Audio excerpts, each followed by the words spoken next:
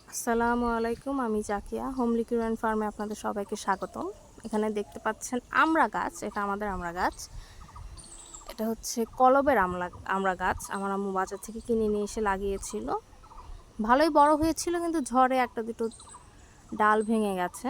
তো এবার দেখুন পাতা, এবার কয়েকটি ফল এসেছে। কোথায় দেখলাম, এই যে দেখুন, খুবই ছোট এখনো, এই জন্য একটু মনোযোগ দিয়ে দেখতে হবে। এই যে এখানে এসেছে এবং ওই যে উঁচু ডালটাই এসেছে।